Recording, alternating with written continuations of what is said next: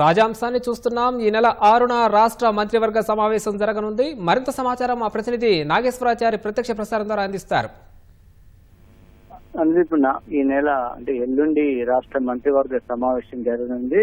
సచివాలయంలో ముఖ్యమంత్రి రేవంత్ రెడ్డి అధ్యక్షతన మధ్యాహ్నం 2 గంటలకు కేబినెట్ సమావేశం నిర్వహించడానికి ఇప్పటికే అధికారులకు మంత్రులకు అందరికీ దానికి సంబంధించిన నోట్ పంపించారు. వాటికి సంబంధించిన ప్రధానంగా ఈ సమావేశంలో బీసీ రిజర్వేషన్లు అదేవిధంగా ఎస్సీ వర్గీకరణ పైన కీలక నిర్ణయాలు తీసుకునే అవకాశం ఉంది. బీసీ స్థానిక సంస్థల్లో 42% బీసీలకు 42% రిజర్వేషన్లతో పాటు స్థానిక సంస్థలతో పాటు విద్యా ఉద్యోగాలు కూడా బీసీలకు 42% రిజర్వేషన్ ఇవ్వాలని ప్రభుత్వం భావిస్తోంది. దీనికోసం ఇప్పటికే కులగణన నిర్వహించారు. రాష్ట్ర వ్యాప్తంగా చేసినటువంటి సమగ్ర కుటుంబ సర్వే ఆధారంగా బీసీలకు రిజర్వేషన్ ఇవ్వాలని నిర్ణయించారు.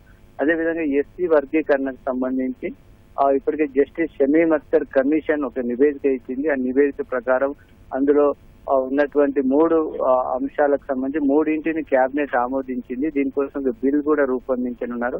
ఆ బిల్లును కూడా పరిశీలించి కేబినెట్ దానిపైన చర్చించి ఒక నిర్ణయం తీసుకునే అవకాశం ఉంది.